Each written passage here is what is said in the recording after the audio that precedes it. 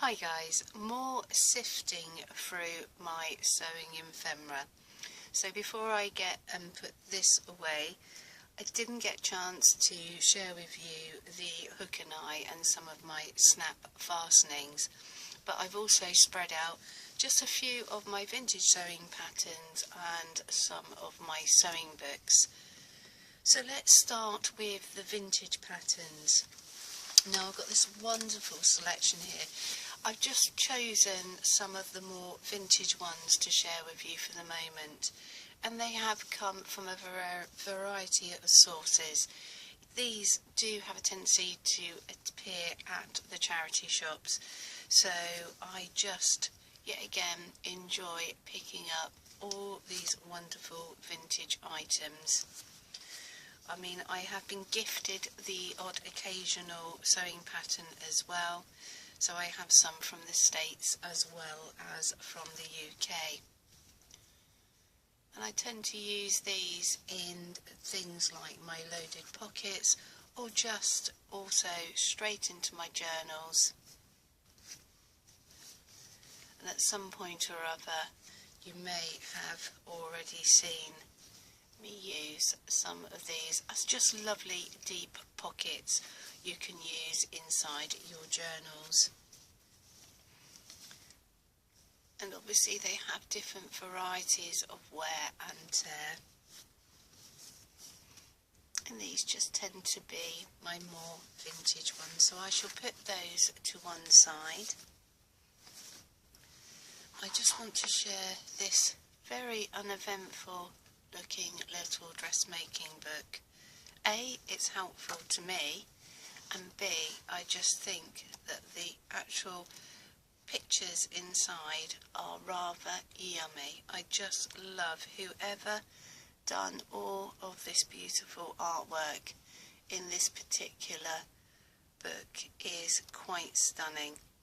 I'll probably put it down in the description box, this particular details on who has done the artwork, but I just think that this is exceedingly helpful to me, and I just love the inspiration within this particular dressmaking book.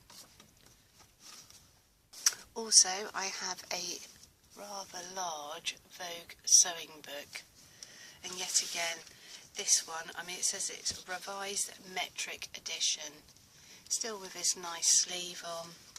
This one I will not be cutting up, and it is an exceedingly comprehensive big journal here.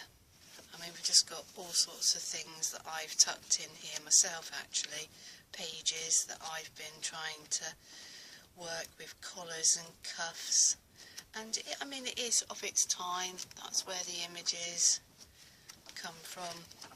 But it's just really nice to have this lovely comprehensive Vogue book in my collection, talking about materials, colours.